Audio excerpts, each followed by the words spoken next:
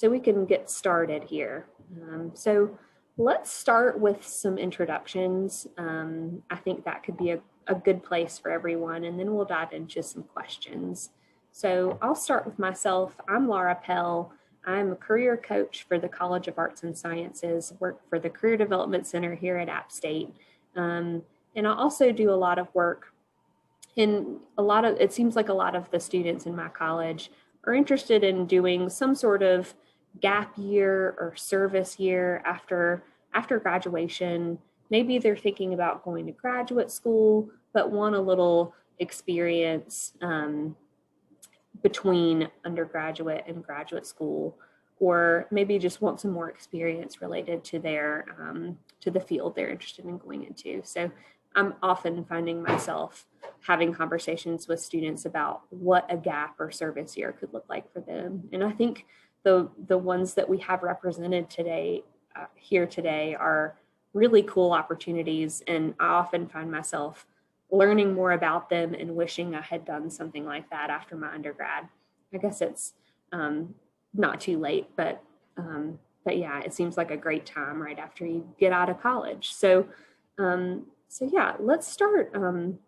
I would love to hear more about each of our panelists. Let's start with Gloria, who's here with us. She serves as the Assistant Program Director for the Appalachian College Advising Corps, which is housed here at App State. So Gloria, tell us a little more about you and College Advising Corps. Absolutely. Thank you so much, Laura.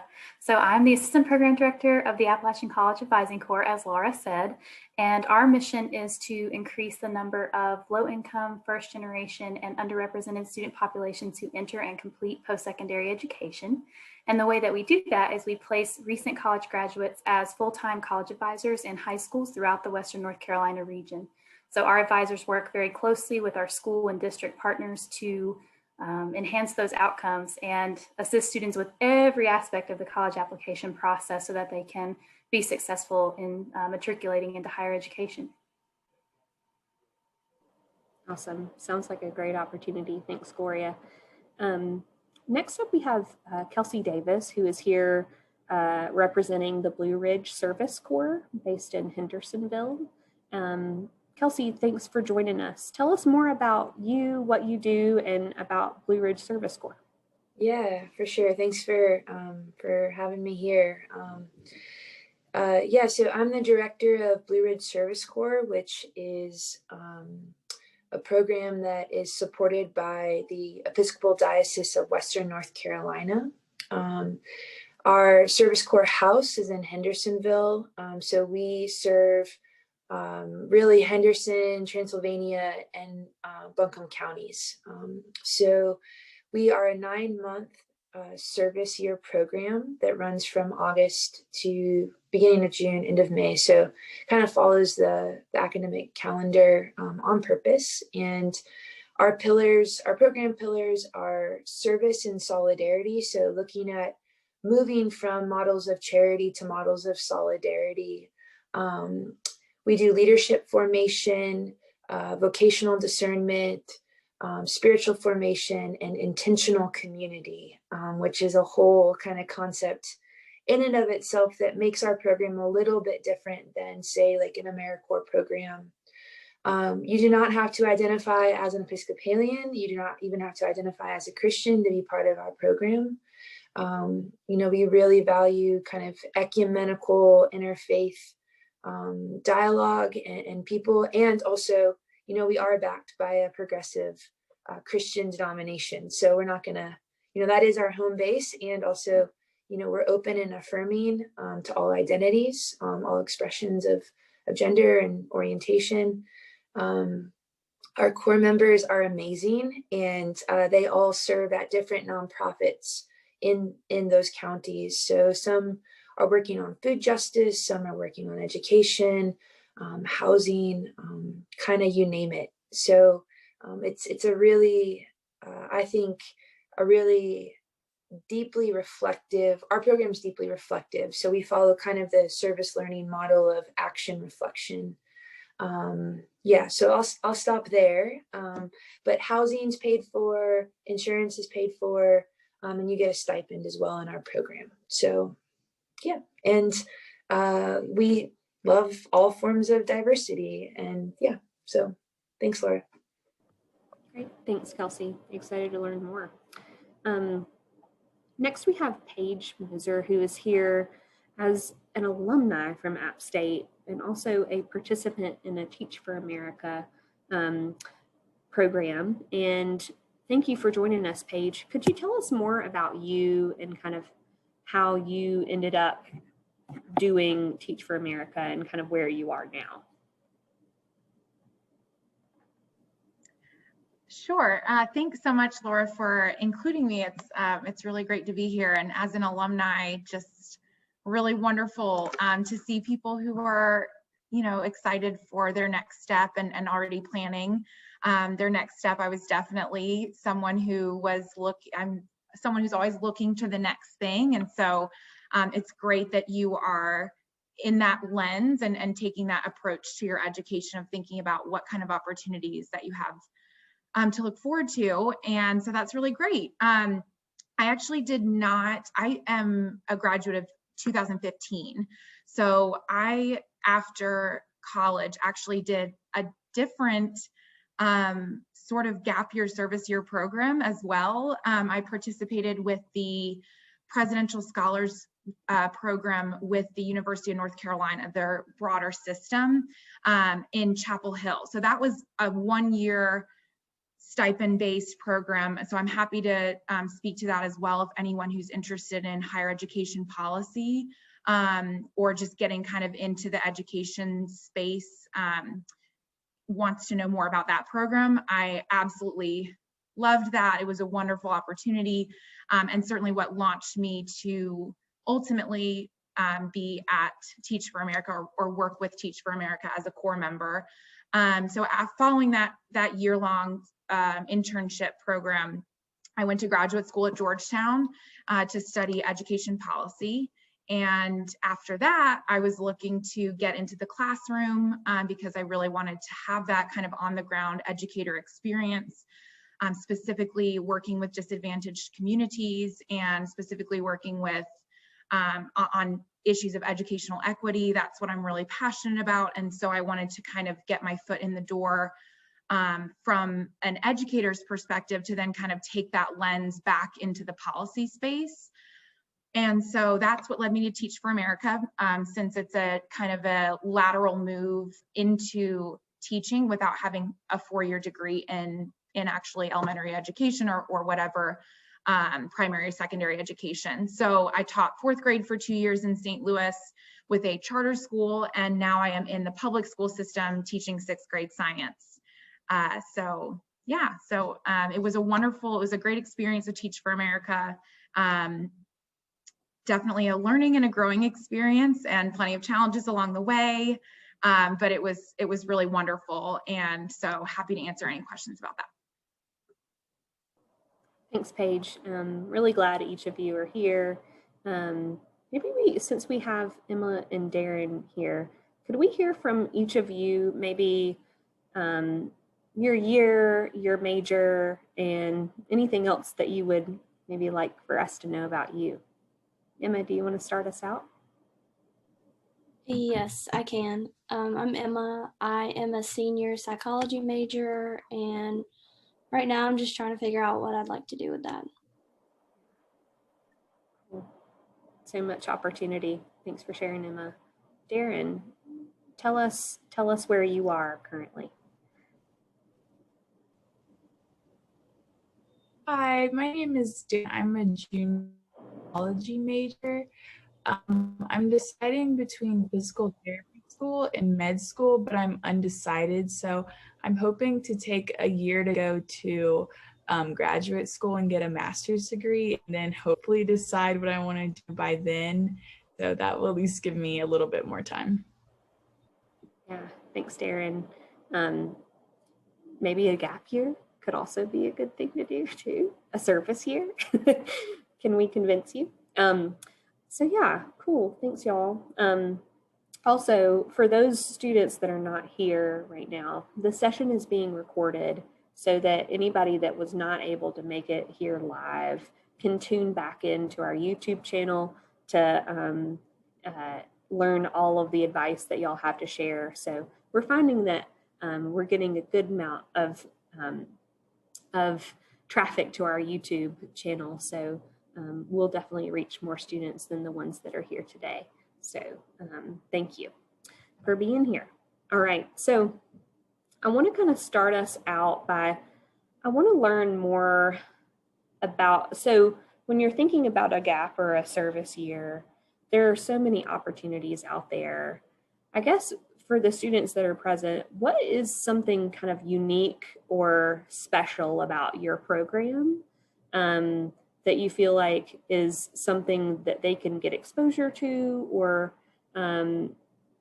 get experience in that maybe they couldn't find in other opportunities?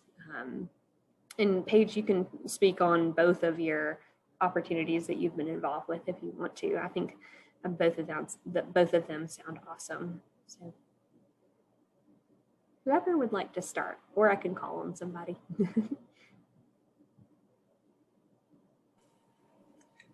Go ahead, Gloria. Yeah, I can jump in. So the advising opportunity is really unique in that we're connected to the National College Advising Corps Network. So we are one chapter in North Carolina, but there are also other chapters in North Carolina at Duke, Davidson, NC State, and UNC Chapel Hill. So we have a very strong network of other advisors within the state, but then we also have advisors throughout the nation. There are other advising corps partners in other states. And so there are over 700 advisors nationwide. And we do make it a point to make sure that advisors have the chance to network with each other, learn from each other, talk about their plans for life after the Corps. And that's another unique aspect, is that we do a lot of preparation for your next steps after the Corps, because we know it is, a one-time 11-month contract with the option to renew for a second 11-month contract. So after 2 years with us, we know you're going on to the next great thing. So we do a lot of professional development in terms of grad school preparation, workforce preparation, exploration of all the different options out there, and a lot of networking with other advisors to talk through, some of the similar challenges and experiences that you all might be having. Another unique thing about us is that it's an AmeriCorps position. So we do offer an education award in the amount of $6,195 per year. So for each year of service, you get that education award that you can utilize to pay current educational expenses that you incurred during undergrad, or put that towards graduate education. So that's a really great benefit. While you're serving with us, you also have the option to do loan deferment. So if you have undergraduate loans and would like to not make payments toward those loans while you're serving with us and get a little break from that to help you get financially strong and not have to worry about that additional payment while you're with us, that's another great benefit. We also offer health insurance if you would like. Some folks choose to stay on their families or parents' plans until they're 26, but we do offer health insurance for those who would like to have their own plan with us. And we also offer ongoing professional development. So throughout your time with the Corps, we have monthly in-service trainings for advisors, as well as those life after the Corps sessions that I mentioned earlier. So we have the personal development and professional development to try to help you be the best that you can in your work, and also prepare you for the next steps that you have. So those are definitely some of the things I think make us unique and make us a really good option for those looking for a gap year experience. Thanks for sharing, Gloria. That sounds like an awesome opportunity. Kelsey, tell us more about what you feel like is unique about your program. Yeah, for sure. I think a couple things. So some of the program outcomes, or the impact of sort of once you've gone through our program, you will have had a chance to serve in solidarity alongside a partner organization and a nonprofit organization and community members. Definitely, from that experience, expanding professional skills and leadership development. So we're really intentional to work with the site supervisors and our Corps members to develop a job description that fits the needs of the partner organization, and also the professional and skills that a Corps member would want to gain during our 9 months together. So there's a lot of flexibility in terms of that piece. I think what's particularly unique though about Blue Ridge is that there is the spirituality piece to it. So we discern a rule of life and a rhythm of life together that includes, community meals, trying on different spiritual practices, being part of a meaning making system that's bigger than yourself in the community. So that could look like anything from committing to a yoga practice in a yoga community to kind of your traditional Sunday morning worship community to, whatever faith expression resonates for you. The vocational piece, similar to what Gloria mentioned, we're really interested in walking with all of our core members as they discern who they are and what they feel called to do with their lives. And so I see my job as being engaged in those conversations. So once, you leave us at the end of May or early June, you have a next step on your journey. We can provide loan deferment as well. Housing's paid for, insurance, if needed, is paid for. And then there's a take-home stipend after taxes of about $500. We're also able to take in international students into our core, which I know isn't necessarily the case everywhere. So I think that's a special piece of what we do. And the experience of intentional community. So it's more than having roommates. There's some sharing that goes on that maybe wouldn't be happening with sort of just your standard roommate situation. And last, but certainly not least, is just my hope is that there's a deepened awareness of self, others, and then I would use the language of God or a greater spirit, but of a meaning making system that you leave us in June and you feel like, okay, I have a little bit more awareness of myself and what I believe and how I want to live in the world. So yeah, and I think last but not least, something that's kind of cool about Blue Ridge, we share 12 acres of land with La Capilla de Santa Maria, which is a Latino parish in our Episcopal Church. And so there's a really unique opportunity. We're looking at how to steward that 12 acreage of land. And so it's sort of this rural experience while working in an urban setting. So you kind of get a blending of rural and urban, which for some folks could be exciting, So, yeah. That sounds awesome. Cool. Thanks, Kelsey, for sharing. Paige, you're bringing a bit of a different perspective being a participant in these programs. And I think that is so valuable in the advice that you can share today. What do you feel like was unique about the programs that you participated in, and how could somebody else maybe fit into that or benefit from that? Sure, thank you. I think both the Presidential Scholars Program and the Teach for America program. So I'll just, Gloria, you had talked about AmeriCorps as well. So Teach for America is also a part of the broader AmeriCorps service program. So you also will get that same education award, which personally from experience can say is very helpful to benefit from that. And there are a lot of, just kind of generally speaking about any service program or gap year program, like both Kelsey and Gloria have also spoken to, I think there's real value in just taking that step back after having really invested and focused on kind of the book part of learning, right? And then sort of that doesn't sound very pretty, but after you've been studying and working really hard and investing in your education that happens in a classroom, there's still much educating to be done with yourself out of the classroom. And I think there's a real, there's a lot to learn about yourself, as Kelsey had mentioned, and just in general about the world by partaking in a program like what any of us have discussed today.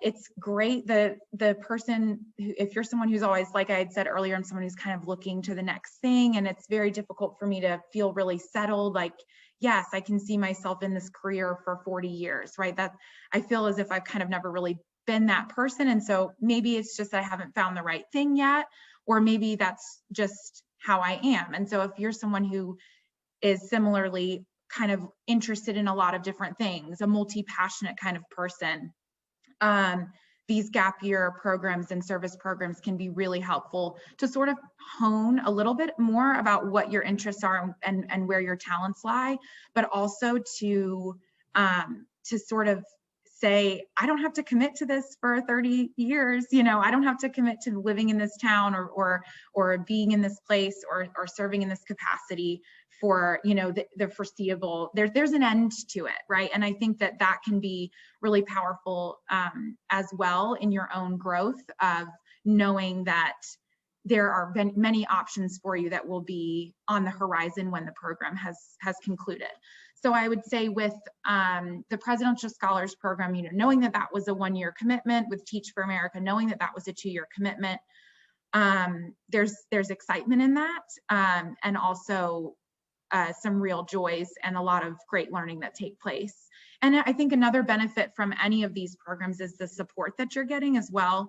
And so if you have as great supports as it sounds like Kelsey and Gloria's programs would be providing, and Teach for America has great supports, the Presidential Scholars Program with UNCGA was wonderful for support, regardless of what your interests really are. And so I think if you're someone who, if either of y'all really are interested in a gap year, but maybe you're not sure what, or a service program, but you're not really sure what your passions might be, most of these programs, I think, can provide the sort of opportunity that you might be seeking, even if it's not specifically in what you imagine your field of or your career to be, right? So kind of, I think there really might not be a wrong choice, right?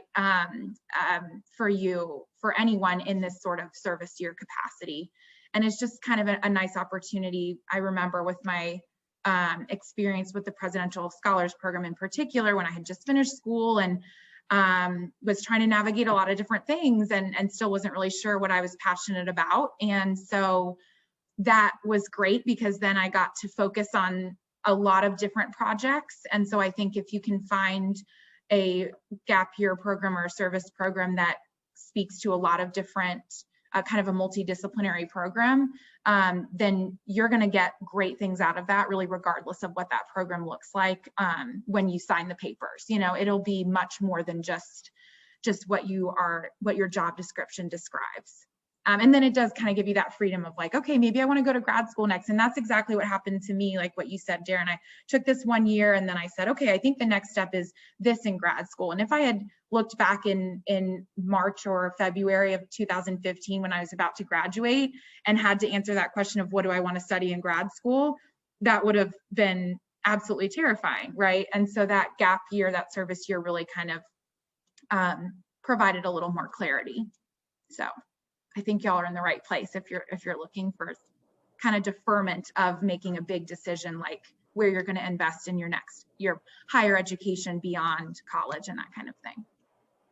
I don't know if that really answered your question. I think it was more kind of a broad, like, gap year, service year is great, you should do it. Yeah. In summary, yes, Yeah. Absolutely. No, Paige, your personal experience and your account on that is so meaningful. And I think so many people will identify with that. I don't know what's next for me. I don't want to commit to something but also get support in whatever that next thing is going to be while you're building some good skills, some really great experience, professional experience at the same time. It's a really productive way to spend a year or so. And I think while you're kind of just needing to buy some time to sort some things out. So Laura, can I jump in and just make a comment to Paige? Paige, I really appreciate everything you shared, and Gloria, what you shared as well. I will say, Paige, kind of piggybacking off of like do a gap year, or service year. I think it's such a unique opportunity to build community across disciplines also. So a lot of folks, will come into a year of service and then go out and do various things in the world. Even if you all are doing Teach for America, who knows where your roads will end up. And I think it's a really cool opportunity and powerful opportunity to build friendship and build community with folks across disciplines. Because once you do get into your field, you're kind of in your field of vocational professional work. So I think seeing it from that angle, as well as, you're jumping in together, but you might make friends and colleagues across disciplines for life, which is, I think, a really great reason to do a year of service. I'm glad you brought that up, Kelsey. We talk a lot about networking with our students, and I feel like it's such an intimidating concept. And I often envision you're going into a room of people that you don't know and starting up a conversation with someone you've never met before, and that's networking, right? But I think this opportunity is also networking in the best way, connecting with people, building community, friendships and colleagues across disciplines, people that are going to be supportive of you throughout whatever your next steps are going to be. That to me is building the ultimate network of people that are going to be in your corner and, kind of spread all over the place, but still on your team. So yeah, I'm glad you brought that up. Gloria, I feel like I jumped in ahead of you. So No, sorry. no, you are so fine. I would also like to attest to the value of a gap year experience. I forgot to mention when I introduced myself that I actually served as a college advisor with the Carolina College Advising Corps right after I graduated college. And so I majored in journalism as an undergraduate and didn't really know exactly what I wanted to do. And through the College Advising Corps experience, found out that I really did love education. And so went back to get a master's degree in higher education administration. And a few steps later, and now I'm in this role. So I never would have known that about myself. I'd never considered education as a career path before until, hearing about the college advisor role and going, that could be kind of a cool experience for a year or two. And then I'll just, get back to my planned career path. Well, little did I know that it would change the entire trajectory of my career path. I would meet so many amazing people. Speaking of the networking piece, I still keep in contact with a lot of the folks that I served with, and that was years ago. I won't say how many years ago. And I also keep in contact with a lot of the folks that are from my partner school that I used to serve at as well. So yeah, definitely a lot of opportunity there to just meet new people, try new things, have new experiences, and just get out of your comfort zone in the best possible way. Yeah, thanks y'all. I have so many conversations with students about how do I discover that thing that's going to be right for me? And I'm always telling them experiences, meeting people, and I think all of you kind of attest to are kind of examples of that or an opportunity for that. So so thanks for sharing that. So my next question is kind of along the lines of how does someone maybe that's considering this, how do they know if this is going to be the right thing for them? So I guess when y'all are looking at people that could be a good candidate for your core, or when you're maybe talking with someone about what could be good in their next steps for them, how do you kind of identify someone that would really benefit from something like this, or could really benefit from having them be a member of your core? Yeah, go for it, Kelsey. Yeah, I'm smiling so big because I love discernment and the discernment process of exactly, Laura, what you just asked, sort of how do I know, how do I find out, how do I decide if this is the right thing? And it can feel like such a weighty decision. I was a student athlete and a professional athlete. So I'm all about like, come and see, jump in, give it a try it on. Because at least for me that, that's part of discernment. So what I would encourage folks to do who are considering this is, to do your homework, and look at different options, look at mission statements and values, and go through application processes, even if it feels tedious, to start jotting down, what are my values? What would I hope in this program? Why am I attracted to it? And then throughout the process of interviewing and talking with folks, just noticing like where your energy is, also where your curiosities are, and also maybe hesitations, and just taking that all into account. But I'm all about the come and see, like there's no time wasted in applying and interviewing and going through a discernment process, because I think personally you're going to be better for it no matter what on the other side, even if you find out something's not a good fit for you after having interviewed. So I say go for it, keep your options open as well.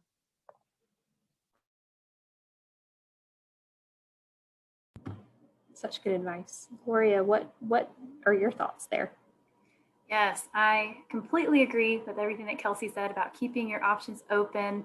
You just never know what might really strike your interest or what might grab you and really make you feel engaged until you experience it, or until you talk a little bit more to the organization, go through that process, ask all your questions. That's a big one. If you do have any questions, make sure that you ask them all during the interview process so you can get a really full picture of what that service or gap year is going to look like for you.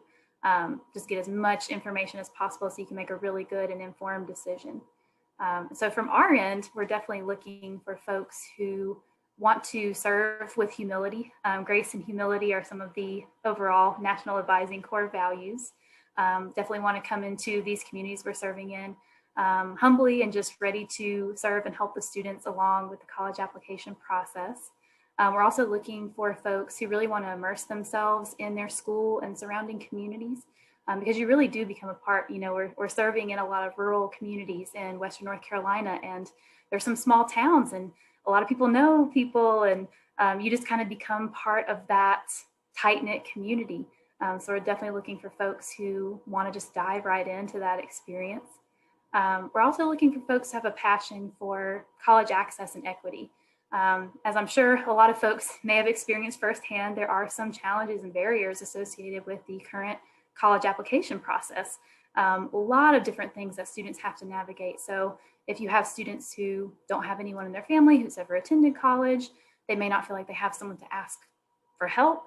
That is kind of where the advisor comes in to be that support person who can help them. So definitely looking for folks who have a good understanding and empathy around what students experience in going through that college application process. Awesome. Thanks, Gloria. Paige, what are your thoughts? Sure. Certainly looking at this from the opposite end, from more of the receiving end, since I'm not with Teach for America as a staff member, I would say I would really just like to echo what both Kelsey and Gloria have said, that keeping those options open and really looking at everything, like taking all of the ideas in any organizations that you can find that may not even be in the direct, like they may not even be directly related to your major or to your course of study in school. I think kind of going back to what I had said earlier, just that it's all a wonderful experience and it's all helpful. And it all can lead to both personal growth and to professional growth, depending on, it's kind of how you make it, right? So even if you don't see perhaps a direct, exact connection between the program that you're a part of and the career that you imagine yourself in, there are always opportunities, if you're looking for them, to network with people and to learn from others about what their paths have been and see how that aligns with what your path, what you want your path to look like, and also to be open to the potential that it may change. And that's really okay, and that's great. And it's okay not to know.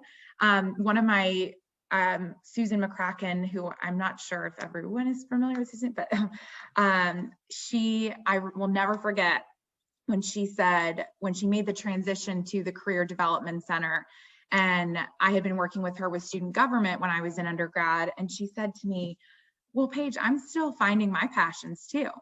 And, you know, she has been at Appalachian at that point already for, you know, a couple of decades.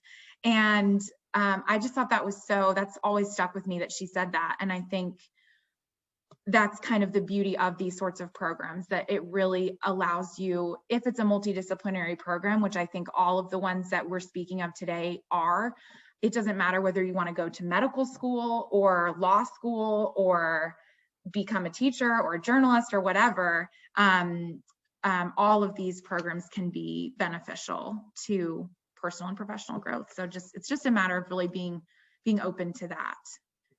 Yeah, and being open to questions maybe from your loved ones and people in your community who are like, you're not, you know, signing up for a job, like a regular job. What's up with that? You know, I'm doing that 3 times now between the 1-year program with UNCGA and then going to grad school and then Teach for America.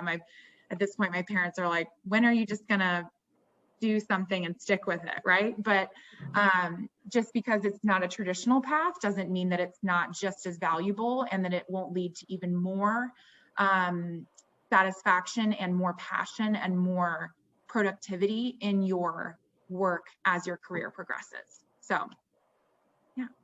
Cool. Thanks, Paige.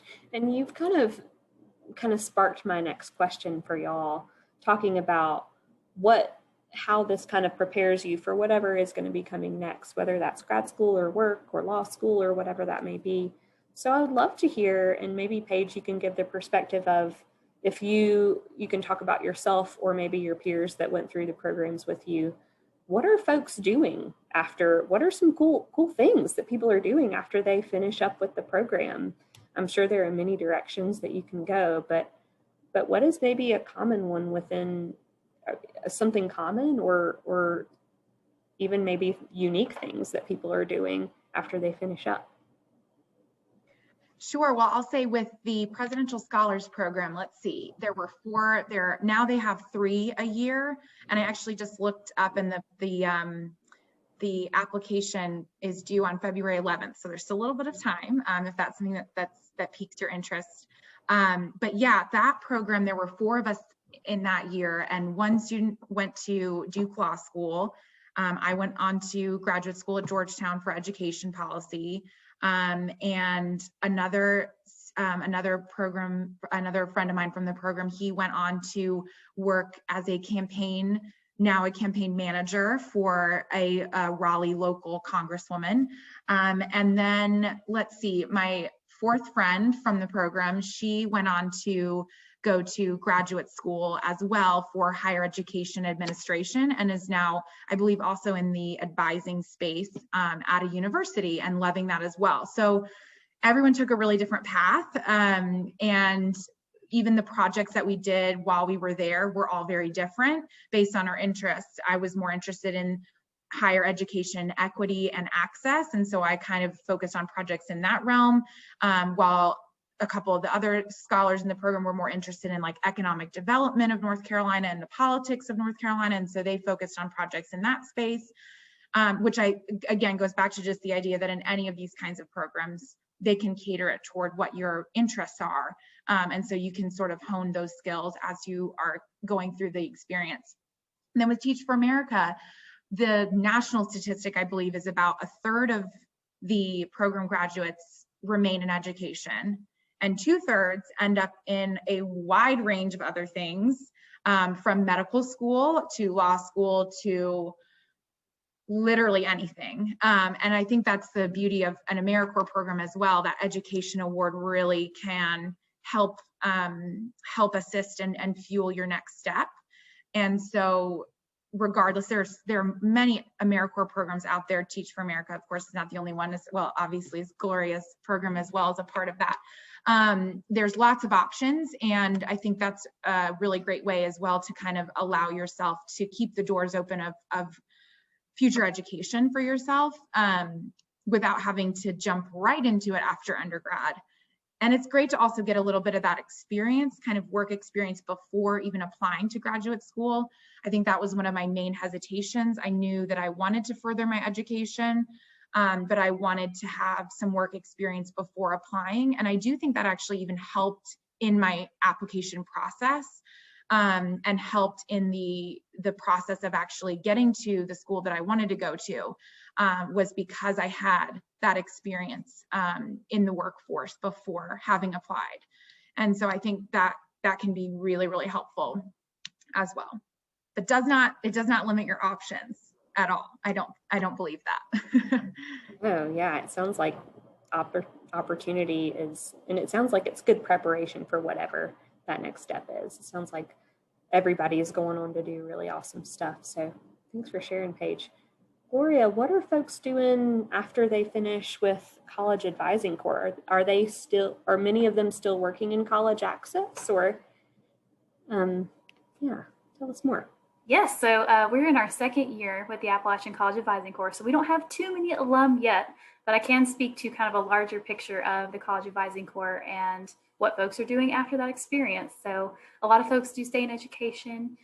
Things like higher education administration or school counseling is another avenue that a lot of former advisors pursue. We also have folks who go directly into the workforce to work in college admissions or other functional areas within student affairs that don't require a master's degree. Had a lot of friends from my year who ended up working in admissions offices in various colleges around North Carolina. A lot of folks also take something different from the service and decide that they want to go into social work. So they see, a lot of the challenges and barriers that their students are facing every day and say, hey, I really want to be a part of making changes to make people's lives better and help people. So they go into social work. We also have folks who are interested in health sciences. They end up going in a healthcare related field. Masters of Public Administration is another program that a lot of folks pursue after the Corps, public policy.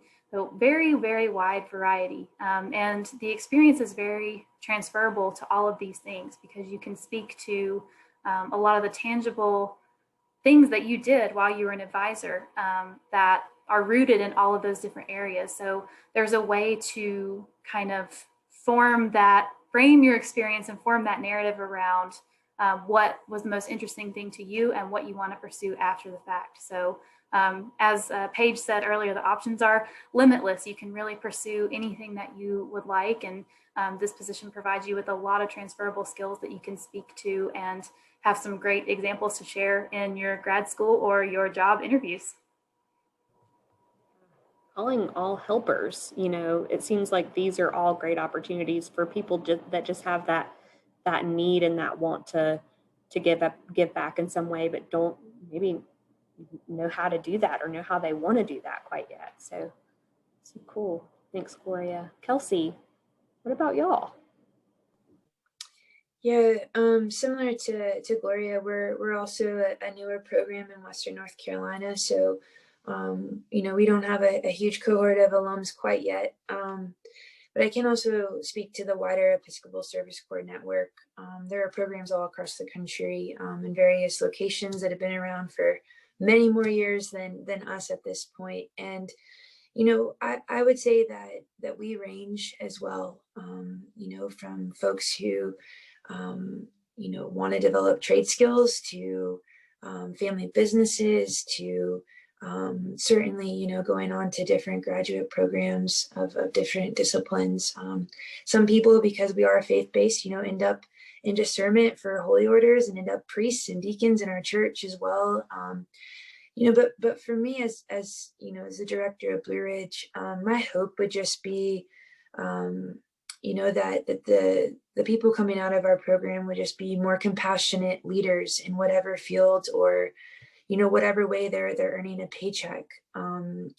That's kind of the base, the heartbeat of our program, and whatever we can do to support your hopes and dreams That's kind of what we're here for, as well as, certainly, mentoring, networking. I think the cool thing too about being faith-based is we get to work with community partnerships. And if we're doing our jobs right, we are connected to an array of disciplines, so yeah, but compassionate leadership, I think is the heartbeat for it all. And yeah, so we range, I think, just like the other programs do too. So yeah. Really like how you mentioned that you can bring this sense of service and compassion into any field that you're going into, whether it's a helping field or not. So I'm really glad you pointed that out. Cool. Okay, so I feel like I'm getting carried away with all of my questions. So I want to stop and see, Darren, do you have any questions for these folks? It's okay if not, but I want to make sure you have time to ask any questions that you have for these folks while we're here. I think they've given a lot of great information.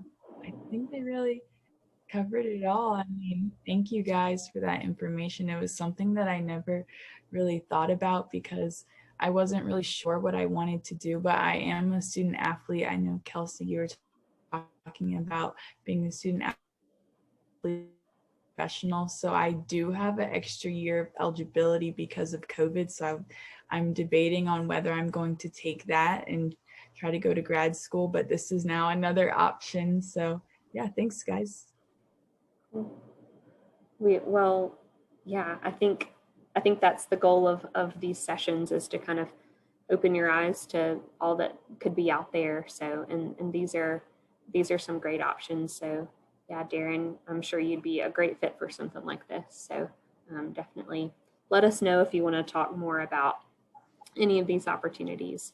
And Darren actually works for the Career Development Center as a career connector, which is a new position that we have in the Career Development Center.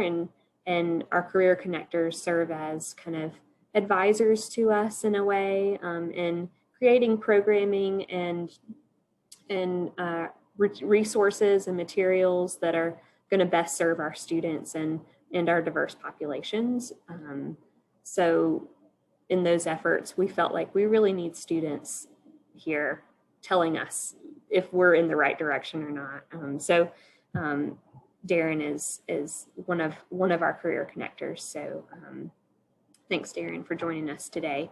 And yeah, all right. So we have a few more minutes together. So I want to just give y'all the space to share anything else that you would like to share, or answer any common questions that you may get about your programs, or any kind of like last minute things you'd like to share with us about your opportunities, or advice, if that's what you have.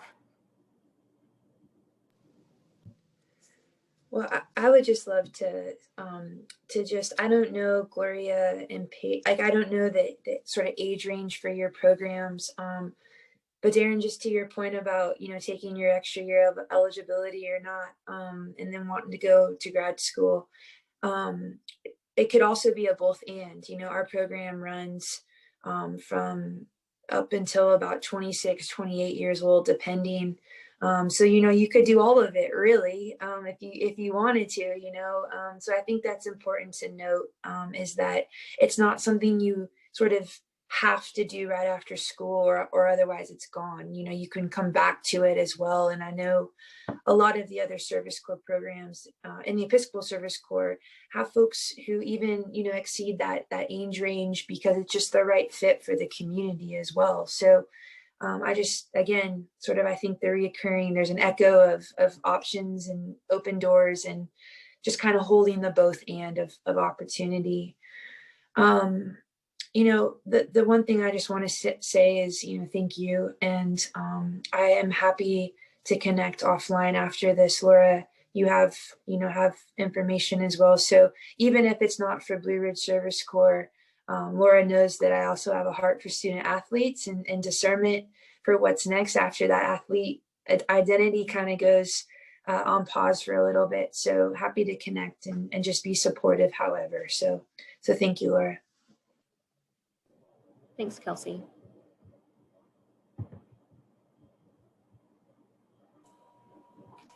Oh, go ahead, Paige. Go ahead. I would also like to say thank you so much, Laura, for having me here. It's been really wonderful to share about this awesome opportunity. Really hope that we get some new applicants. Our application is open now, and you can find that by going to advisingcorps.appstate.edu. So our link is there. More information about the program is there. And we'd love for everyone to apply. We are getting the ball rolling and starting to schedule interviews. So now is the perfect time to apply and get your application in there.